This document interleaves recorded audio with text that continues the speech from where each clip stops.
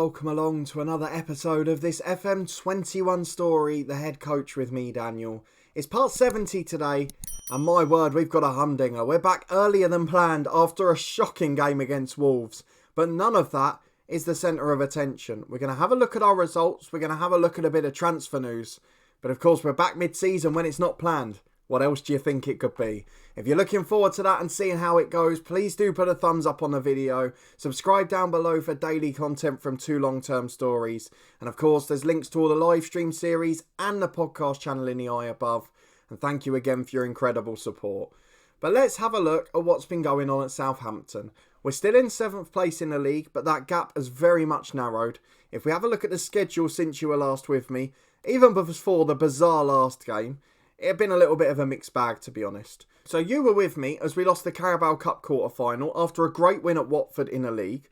After that, we got back-to-back draws post-Christmas. So Boxing Day, 2-2 against Leicester as Fran Perez equalised in the 91st minute. A 1-1 draw at home to Everton. This time we were pegged back late on after an early Sergei Volkov goal. The reserves won 3-0 against Port Vale in the FA Cup. Lacero, Dragas and Sebastian Fersler, the wonder kid with a 3 there. And then this game against Wolves, 6-4. Now, it was 1-0 at half-time, and that goal came in the 47th minute. 2 minutes of stoppage time in the first half. We then went 1-1, Victor Siganov, that man again. But remarkably at that point, it became 2-1 and 2-2 within a minute of each other. Then nothing till the 80th minute. Then very quickly, a goal for Wolves, a goal for us, another goal for Wolves. And then we went to chase it in stoppage time, and they scored 2 in 2 minutes. So Thibaut Smet up front got 4 goals in the end. He's not the greatest striker in the world, but he's physical. He's a quality Belgian, and he's a decent finisher. And he really took the mick. We were missing our fullbacks there.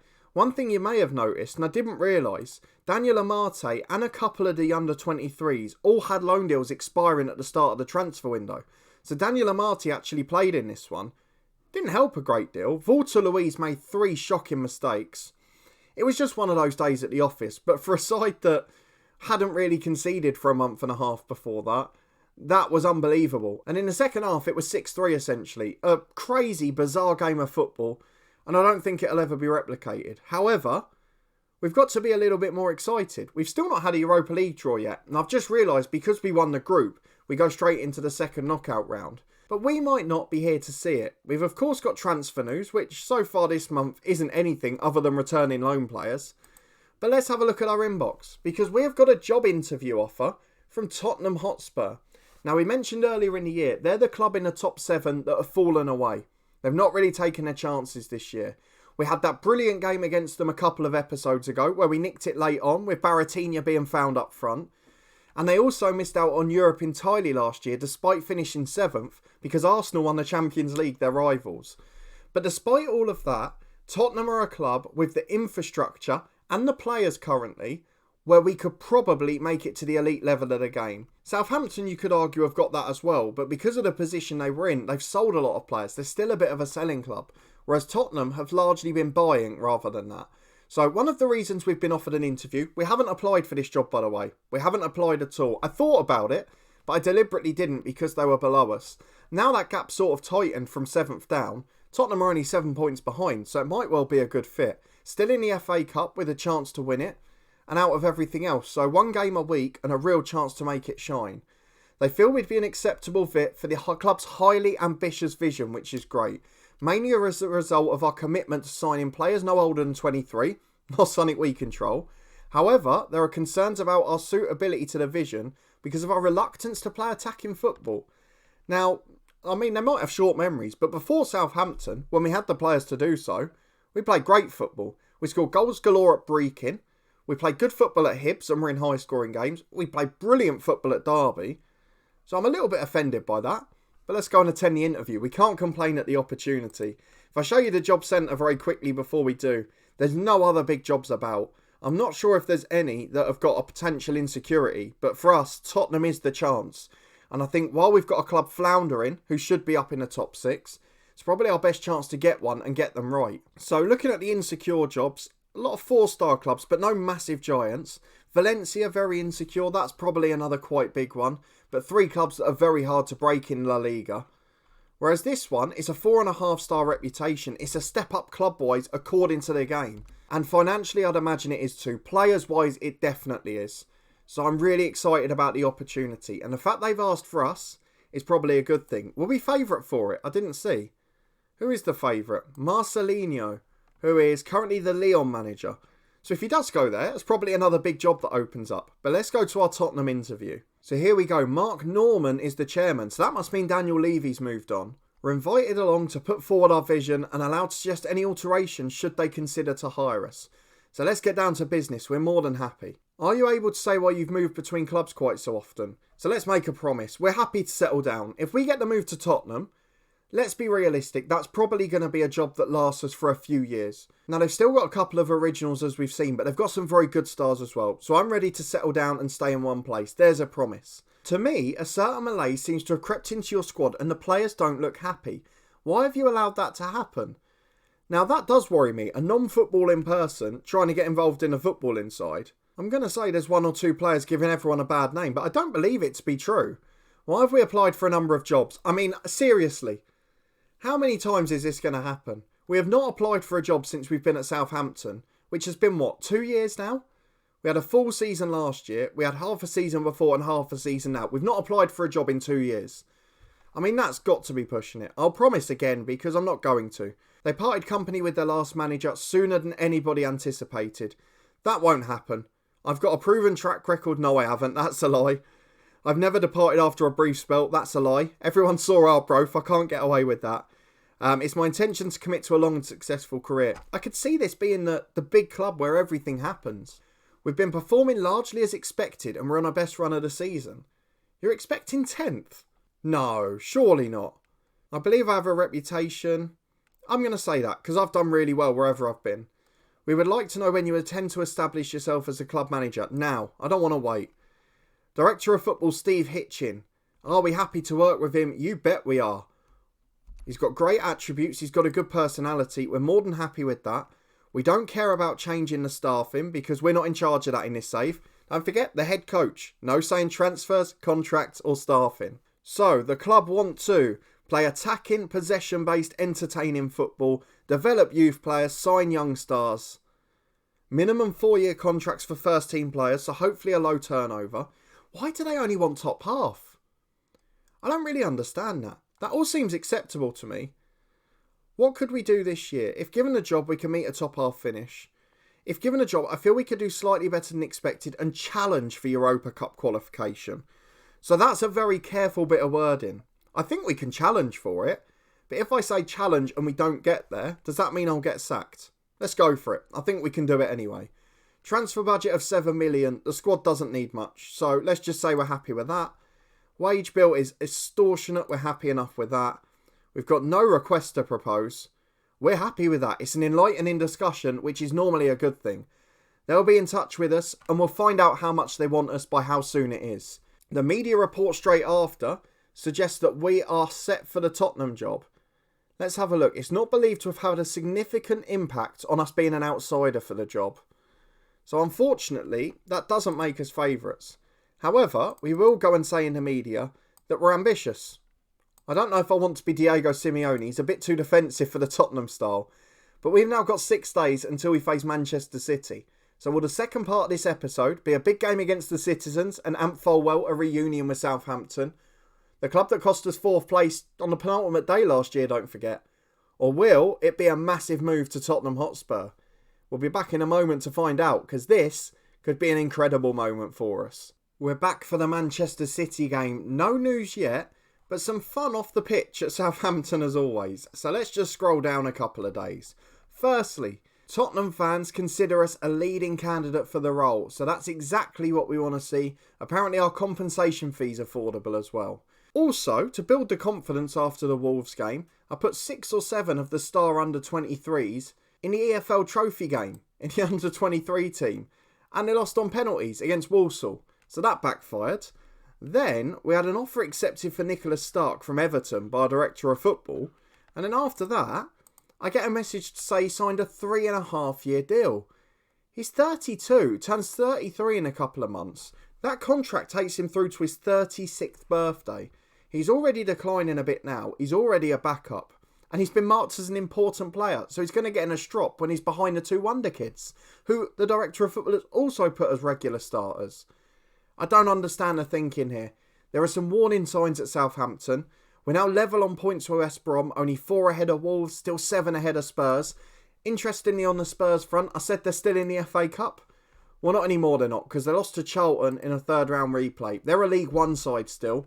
So Nigel Clough's men got the FA Cup win, and that is a pretty devastating situation for them. And they've got to really think about getting a manager soon, whether it's us or not, because they're going to be in trouble otherwise. I don't know whether I want to read too much into this, but Marcelino's odds have gone out slightly. So perhaps we are becoming a bit more of a consideration, but we'll wait and see if that's the case. Let's go and get into the Manchester City game and talk you through our 11 for this match, which could be our final one in charge. And this is the squad we've gone for. Thursler is not fit. So Campay's in poor form continues on the left. Baratina's still the revelation up front as no sign of a proper striker joining. Daniel Amati's in at right back for his second start in a row. Hopefully we won't concede 6 again, but he's not Premier League standard, let's be honest. And he's declined from not playing at a good club for the first half of the year, or a club with the same facilities.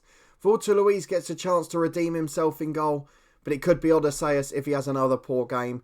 Adaramola's at left back. We've got Saravakos and Luis Junior at the wonder kids at centre half. Haidara and Ward-Prowse in the middle. Major working his fitness back up. Perez, Figueiredo and Campay's behind Baratinha. And some good players on the bench if needed. So into the game we go away at Manchester City. It's pretty much a containing job here. We're not going to go full throttle. We'll drop to balanced. And we'll try and keep the score down against one of the title challengers. It's going to be a very tough game. And Folwell will surely star against us. And if we still had him in the team, I'm sure we'd be competing for the top 4 ourselves. But as it is, this might be our final game managing the club. We want to really give a good account of ourselves. We were so close to pipping them to 4th last year.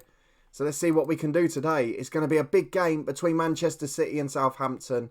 And if we don't get a result, albeit against good opposition, we could be looking over our shoulders because West Brom, not far behind on goal difference. Let's see how it pans out. As Walter Luiz has got a goal kick, just 8 minutes on the clock. Long down the left towards Campay's, who loses out to Joe Gomez. Rodrigo on the right, back to Gomez again. And they're keeping the ball quite comfortably here. Across halfway to Phil Foden. Out to the right, back overlapping again. Chance to cross, there's loads of men in the middle. Foden's one of them, goes for the shot. And curls it beautifully into the top far corner. Walter Luiz, lots of mistakes in the last game. He had absolutely no chance with that one. 1-0 Manchester City.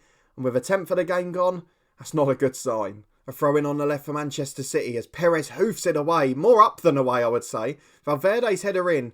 Sort of hits the defender Junior, but doesn't clear it. And it falls for Foden, the goal scorer. Rodrigo wide to Gomez. Back to Foden again. We know he's dangerous. It's a lovely ball. And a centre forward there, Vormla, has put it wide of the post. Had a great chance to score. But it's into the side netting. And there's a long goal kick forward. Laporte heads away. Still a few of those originals for City. And we talked about this with Spurs. It's about having a settled side. And a lot of this City team's been here a while now. They're just regenerating the attacking lines. But defensively, they're still there. And they're in again here. That one, Walter Luiz perhaps should have saved. It wasn't really great. He got beat at his near post. He had his hands there. And it just went over him. So perhaps it's Odysseus' chance to return now. But this could be our final game. Although we might be putting Tottenham off at this rate. Half an hour gone. It's comfortable for City. 2-0 they lead. And we're back with City again at left back. Laporte playing a 1-2 with a fullback. Clearance only finds James Ward-Prowse though. So can we nick one and a stroke of luck before half time? Be a real opportunity for us to get back in it. Junior up to Haidara. He's got 2 over on the right. Plays through to Baratinha. And he's shot straight at Ederson. Another of the originals still going strong in goal. But that was too easy. We should really have done better there. Ward-Prowse with an outswinging corner though. Into Baratinha again. And it falls for Perez on the right. That's the problem not having a natural striker. I think Folwell scores that. But as it is at the break, it's 2-0 to City. They're comfortably leading and they deserve to be 2 up. So we're going to tell the boys they've got nothing to lose. But after the last game and the disappointment against Wolves, we now expect a reaction. And we're not really getting it, to be honest. As it stands, Wolves are winning as well. So they're now 1 point behind us. And the pressure is really piling up. As Amati gets it at right back to Haidara. Switch of play to Campay's. Can we get that first goal back and make some City nerves? Into Figueiredo. Shots blocked. It was pretty poor in truth. Tottenham have equalised at Brighton. I'm not sure that'll be enough to get the caretaker the job. It's whether we get it. And based on this performance, we're probably doing not much to inspire their board, to be honest. Saravakos out to Teo, the left back. Marauding forward into the box. The cross is blocked. It's too easy to deal with. And Gomez clears it as far as Amati. He's got it on the right-hand side to Fran Perez. Chance to cross. Back to Haidara. Into Ward-Prowse. Up to Campes. It's a pretty snapshot. He didn't have to take it that quick. He had more time than he realised. But it's not good enough. And that's going to cost us, I'm afraid. As Laporte chips it down the left. Perez heads back forward. But Pesky gets it at left back to Ndombele. Valverde with a 1-2 to Foden. He is ridiculous. Has just skinned the whole team and put his shot wide of the post. Really not good enough defensively. But world class from Phil Foden. We've got just over 20 to go. I'm not even getting time to make a change now. It's highlights galore for City. As Gomez has it on the right again by the byline. Tottenham fall behind again. And Folwell has just rubbed salt in the wounds. The Gianfranco Zola finish. A little cheeky back heel, one leg behind the other. And it's 3-0 Man City. And therein lies the difference between the sides. Our superstar was sold for 70 million to them. We wanted to make the changes, but again we're seeing the kick-off. Although I think we've got a full storm there. So we've got a chance to make some changes. Figueiredo replaced by Volkov. Major will build his fitness. He'll come on for the frustrated Haidara. And then it's got to be Campes, hasn't it? We'll bring on Ian Gilligan because he's trying to rebuild his fitness. Major can go number 10. Gilligan in the middle with Ward-Prowse. And then Volkov will be an inverted winger off the left. It's too little too late. We're not going to come back into this. But let's at least try and put up a fight and get a goal. Just over 10 minutes to go. Gomez has to throw it right back to Everton. Intercepted by Volkov. Can we nick the goal? Here's Gilligan, the young player. Back into Saravakos. Plays a 1-2 with him. Gilligan chips it forward. Baratinha's in. Must score. Does score. 1 goal Southampton. It's going to be too late for a revival, I'm sure. But it is nice to get something on the break. And if he'd taken his chance in the first half, this could be a nail-biting grandstand finish. As it is, though, probably just a consolation. And we're into stoppage time, which Daniel Amati has a throw on the right to take. He gives a 1-2 with Perez. Plays into Ward-Prowse. Out to Amati again. Not really going anywhere, but keeping the ball. And I'm not sure we're going to get a second here. Would be nice for the goal difference in terms of the teams below us. Chip ball forward is headed away by Laporte though, and the damage might be coming at the other end. Folwell can't get on the end of the clearance. Gilligan finds Ward-Prowse. Playing around with it in the middle, out to Volkov on the left. He's had a big impact off the bench, in fairness. Out to Teo, the left wing-back. Chance to cross, plays Volkov in. Cross is cleared away by Rogerinho, and it's up to Folwell. Holds it up, switches left to Santa Maria. They've got men flooding forward here, City. 4 in the box. Goes alone instead. And his shot's greedy, it's wide at the post. If he'd laid it off, it would have been 4-1. But not the best day at the office again. And after the Wolves game, defensively, we've got a lot of concerns. We're not strong enough in terms of our backups. At fullback, we look all at sea. And although we're pleased with the effort, it was a better performance. The result isn't any better at all. So now, we're going to skip ahead to Tuesday's game. We've only got 3 days break to the Fulham match. And we just want to see if we get a job offer beforehand. If not, we'll have to leave a cliffhanger for the next one. Well, we have reached the Tuesday night game against Fulham, and there are a lot of concerns. Firstly, we're still on the cliffhanger with Tottenham. Secondly, the fire sale's starting again. Jan Bednarek, the latest of them, for $6.5 million. We're not seeing much effort in terms of signing players, be it a striker or a right back, highlighted in the recruitment meetings. And if we go and have a look at the staffing, let's see if that Tottenham job's gone yet. So Marcelino, his odds are still creeping out. There's a little bit of confidence there, but nothing else big coming up. So really, it's our only opportunity unless they employ a manager from a massive club. And actually, their club reputation has just dropped from 4.5 to 4. I'm not sure how that's happened in the space of a week. I thought it only happened off-season. But you've seen it happen. It was 4.5 at the start of this episode. Valencia are the other big job that could come up. That could be an enjoyable one. I'm not sure how they've done in recent years, though. They're basically a mid-table club now. So maybe that's not quite as big as it looks. The golfing class is huge, particularly points-wise as well. But we are still in a little bit of limbo. Let me know what you think in the comments below. Will we be offered the job? We definitely have to take it because the club is a club with a massive opportunity. Great players, a much better squad than we've got here. And unfortunately with all of our youngsters, as you've seen with Folwell, as you saw with some of the youth intake last year, as soon as a good offer comes in, Southampton are snapping your arm off for them. The financial side of it still hasn't been solved here. The bank balance is still poor. It doesn't go up on a month-to-month basis. And given the money of the Premier League, that's a big surprise. So we'll take the job if it comes, but you'll have to wait till next time to find out. Let's have a look at the schedule to see where we stand at the moment. Get it back so it's showing the fixtures separated by month. We're going to play the rest of the month then. We got Chelsea in the FA Cup, so we'll almost certainly be out there. And we will come back on transfer deadline day, or sooner if we get offered the Tottenham job. And then we'll be playing Arsenal at home on the 2nd of February, should the job still be going here. So if you're looking forward to that one and you did enjoy the episode and the cliffhanger we're leaving you on, please do put a thumbs up on the video. A bit of a unique episode, we don't have these that often. But if you want to stay up to date and find out if we do get offered that Tottenham job, please do subscribe down below and turn that notification bell on. You'll get alerts as daily videos released from 2 long-term stories. And in 2 days' time, we'll find out if we're still at Southampton or not. Fingers crossed we'll get the big offer and a chance at an elite club with elite facilities all across the board. The double-sized stadium's got to help, and hopefully a club that won't sell all their young stars too. Of course, as always, you can catch up with all the playlists and the podcast channel up in the eye above. Loads of football content over there. But a massive thank you for watching, for joining me for a disappointing defeat. And I thought it might be our last game at the club, but this time it's not to be. Will we still be here in 2 days' time though? I'll see you next time to find out. Thanks for watching.